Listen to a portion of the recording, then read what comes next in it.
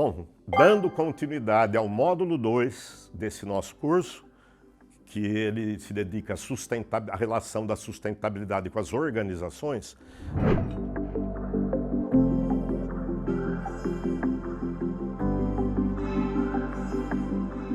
nós vamos falar sobre agora, na aula 3, sobre o conceito do ESG, Ambiental, Social e Governança, né? Do inglês, né? Environment, Social e Governance, por isso que é ESG. Então, esse conceito, quando que ele surgiu, o conceito do ESG? Ele surgiu em 2004, a pedido do então secretário-geral da ONU, Kofi Annan. Ele pediu que várias instituições financeiras, 20 instituições participaram disso, fizessem um estudo para considerar as questões ambientais, sociais e de governança na hora de fazer investimentos. Ele achava que isso era importantíssimo para a sustentabilidade do planeta. Inclusive o Banco do Brasil foi uma das que participou. Então esse relatório é considerado o marco inicial da sigla ESG. E aí é importante porque esse conceito está se expandindo, nós vamos abordar isso, e usado para uma série de coisas diferente, na verdade, do que ele é, que causa problemas. Então, qual foi o foco que eles aqui está tirado do documento? Igual do TBL, do Triple Bottom Line que eu comentei com vocês, também o ESG é muito citado na literatura, em todo lugar, mas eu nunca vi ninguém citar nenhuma linha do relatório. Então eles interpretam esse conceito de diversas formas, sem observar para que ele foi montado. Então que é importante, eu acho que nesse curso a gente entender isso. Então o foco foi em investidores e analistas financeiros, né? Eles dizem lá que são as questões, né, ambientais, sociais e de governança que interferem na gestão de ativos, serviço de corretagem de valores mobiliários e funções de pesquisa associadas. Ou seja, ele relacionou isso para mercado financeiro. Tá? Então, o que significa o ESG? O que ele é? Ele é uma prática de relato. É uma prática de que jeito a organização vai informar ao mercado como ela impacta o meio ambiente, como ela age de uma forma socialmente responsável e como é a governança corporativa dela. Né? Uma governança, hoje em dia, tão importante, depois de grandes escândalos corporativos, como da Enron, da Parmalat e outra coisa, não só ligada à questão de sustentabilidade, mas questões também de ética, de não corrupção, enfim, esse posicionamento das organizações também, além do que em relações ambientais. Então são práticas de relato, que tem que ser assim entendido. Então, tanto é que os autores, né, do Who Cares Wins, que nós acabamos de ver, eles tiveram uma preocupação de não confundir esse ESG com os demais conceitos relacionados ao desenvolvimento sustentável, ODS, esse tipo de coisa, e a sustentabilidade corporativa. Não misturar isso. Então eu vou ler. Isso aqui é um trecho do próprio relatório, onde eles falam: ao longo deste relatório, abstivemos-nos de utilizar termos como sustentabilidade, cidadania empresarial, etc., de forma a evitar mal-entendidos, derivados de diferentes interpretações destes termos. Importante agora, este relatório concentra-se em questões que têm ou podem ter um impacto material no valor do investimento. Ou seja, reforçam aquilo que isso aqui, o ESG, não tem nada a ver com cidadania corporativa, sustentabilidade, responsabilidade social corporativa, enfim. Ele é o que impacta no investimento. E aí, é uma questão super relevante e tem melhorado e tem impactado para as organizações se tornarem mais sustentáveis. Então, apesar do uso incorreto, o ESG é um termo de grande importância para a sustentabilidade do planeta. Vamos ver alguns números aqui, de um artigo aqui de 2021, é um artigo bom de uma revista muito boa, e que ele fala o quê? Entre SP500 são as 500 maiores empresas dos Estados Unidos em Bolsa de Valor. Em 2011, 20% dessas empresas divulgaram relatórios de sustentabilidade ou relatórios de responsabilidade social corporativa. Relatórios, hein? Tá vendo? Em 2018, passou para 86, ou seja, de 2011 até 2018, passou de 20% para 86% de empresas relatando isso, né? E os fundos, como a gente chama, com mandato ESG, ou seja, fundos que investem apenas em países ou em empresas que divulgam seus relatórios e têm bons índices relacionados à parte ambiental, social e de governança. Em 2019, atingiram 20 bilhões de dólares, 4 vezes de 2018, ou seja, em 2018 foi 5 bilhões de dólares. 2019, 20 bilhões. Eu imagino que agora já tenha crescido muito mais do que isso. E também, nesse mesmo artigo, ele diz que mais de 3 mil investidores institucionais. O que é investidor institucional? Aquele que, de fundo de pensão, de empresa, de banco. Mais de 3 mil investidores institucionais aderiram a princípios de investimento responsável, que é o que é? Que representa a incorporação do ESG, né? Que reflete a responsabilidade social corporativa nos investimentos. Então dá para a gente ver que é um crescimento. Quanto mais empresas, quanto mais isso crescer, mais as empresas se sentirão pressionadas a adotar, senão elas não terão investimento, os próprios países, né? Então a importância do ESG para a sustentabilidade do planeta, né? Destaques que esses autores fizeram nesse documento que lançou o ESG. O papel fundamental da governança corporativa. Para quê?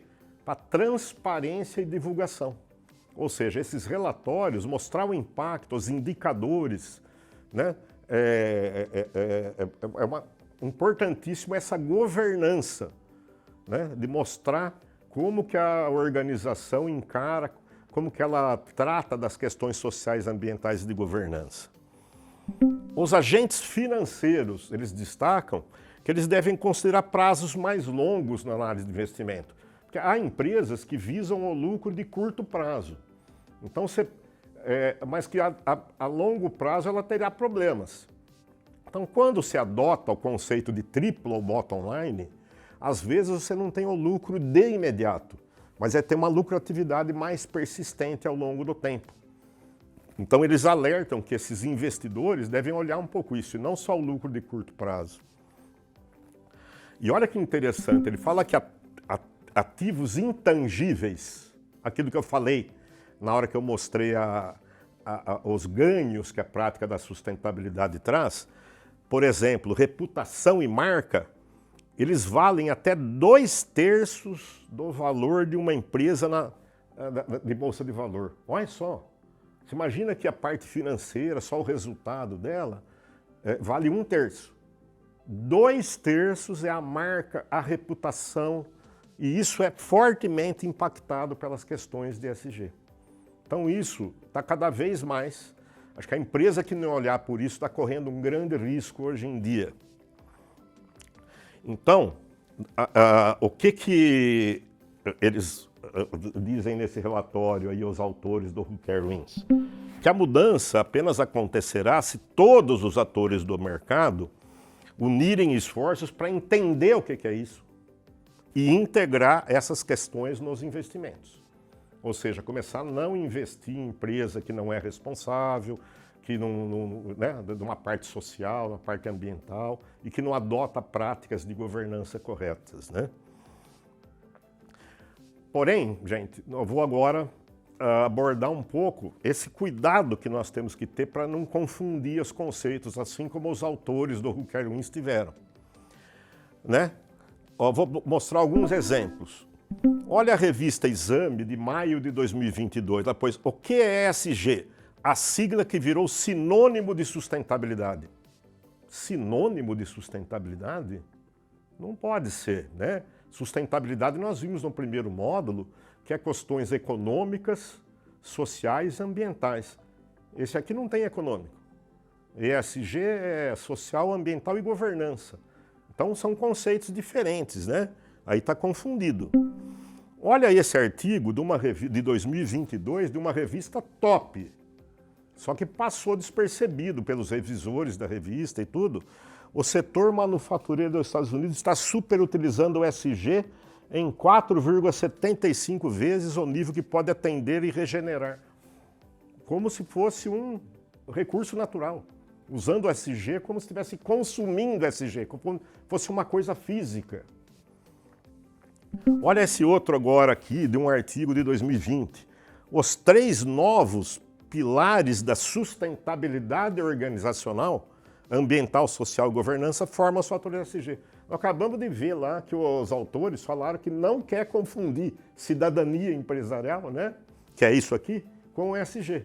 E o artigo confundindo isso. Olha esse também, artigo muito bom. Esse artigo é muito bom. É o mesmo artigo que eu citei que mostrou aqueles números do ESG.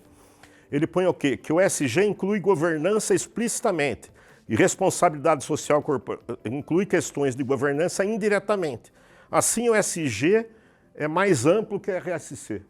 Está errado, são dois conceitos diferentes, né? Então, a gente está vendo cada vez mais o importante conceito de ESG, relevante, ser utilizado de uma forma equivocada, tanto em literatura importante, quanto principalmente no meio empresarial. E aí, né, olha, essa confusão de conceitos está sendo até reconhecida por alguns autores e revistas. Olha o The Times, que é em inglês, né, em 2022. Não confunda ESG com ser verde. Uma falha em reconhecer o duplo significado de ambiental, investimento social e governança está impedindo que a abordagem prospere, está reconhecendo que está tendo essa confusão. Olha esse outro do Washington Post de 2022, um jornal americano.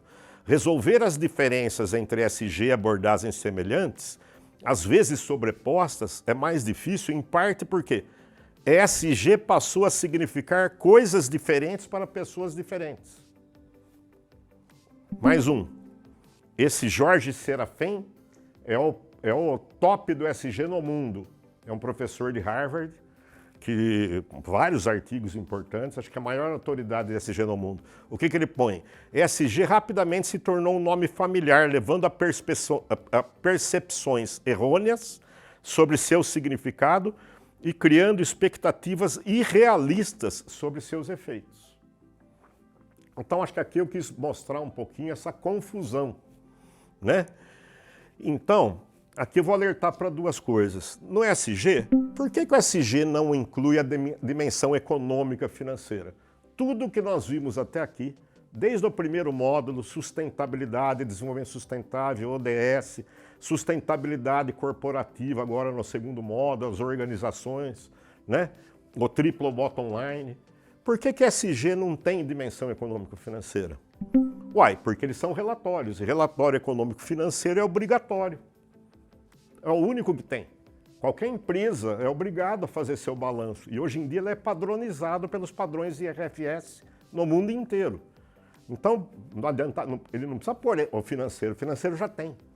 Ele quer agregar outros relatórios. E a outra pergunta, a outra questão que se coloca é, o G da sigla ESG representa governança. Quem é responsável pela governança? Vamos fazer uma análise. Quem que é responsável pela governança? Há um consenso, que é responsável do conselho de administração, ou órgão assemelhado. É o topo, é a mais alta, né? Seria um conselho de administração que é responsável de estabelecer a governança.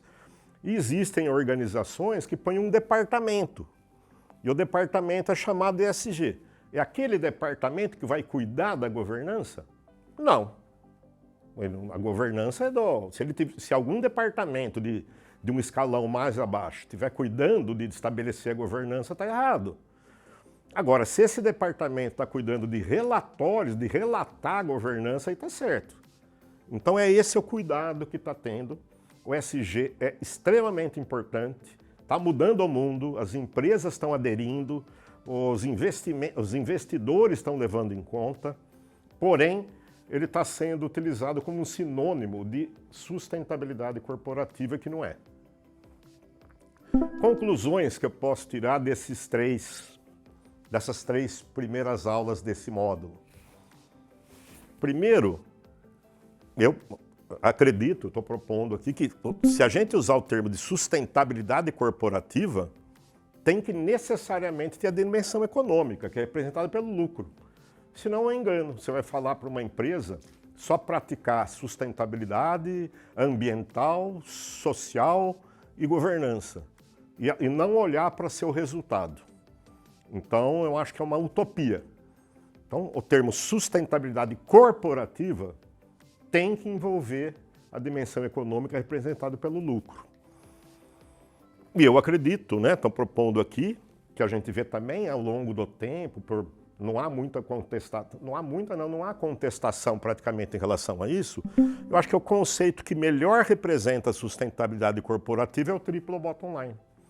Eu interpreto o triplo bottom line como uma balança de 3 pratos, né? Em que a balança dos 3 pratos tem que se manter equilibrado, nenhum pode pesar mais que o outro. Ambiental, o social e o financeiro, que é o lucro. A empresa tem que cuidar do lucro também. E o ESG? O ESG ele representa o relato. E nós temos que ter cuidado muito grande que o relato não pode se sobrepor à prática. Eu não posso usar o ESG como sendo a prática da empresa, né? Seria o equivalente a eu chamar.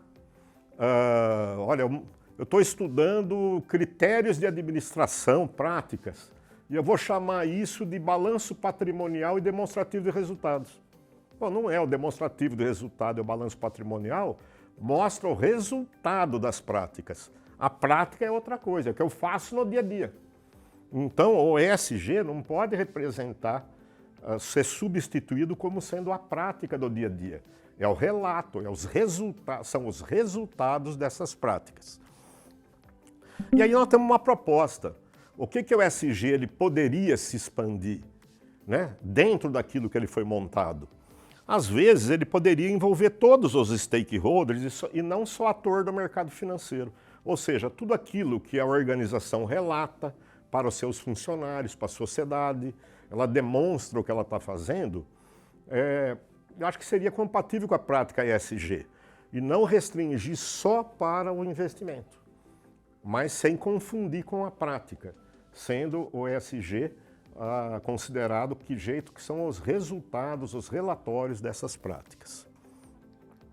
Por fim, uma frase que eu usei aí, né, um texto que eu vou me permitir ler e fazer algum comentário. A real transformação das organizações e o avanço do conhecimento científico rumo ao desenvolvimento sustentável passam necessariamente pelo entendimento, uso correto e aperfeiçoamento dos conceitos que fazem a conexão da sustentabilidade com o universo corporativo. Ou seja, nós somos instituições de ensino superior, nós somos professores. Se nós formos tratando cada um o que a gente imagina que o conceito seja, sem buscar essa fonte do conceito na literatura, aquilo que ele representa, nós temos obrigação disso. Nós vamos estar fazendo um desserviço. Agora, se a gente não concorda com o conceito, que a gente faça um artigo, que a gente lance um novo conceito e não trate um conceito já montado por alguém de forma equivocada. Bom, pessoal, é isso que a gente tinha para falar nesse módulo. Vocês vão ter os próximos 2 módulos, a sustentabilidade voltada para o ensino superior. Mas eu penso que o que vocês viram desses 2 primeiros módulos são conceitos que são pré-requisitos para que vocês entendam os próximos. Espero que vocês tenham gostado. Até uma próxima oportunidade.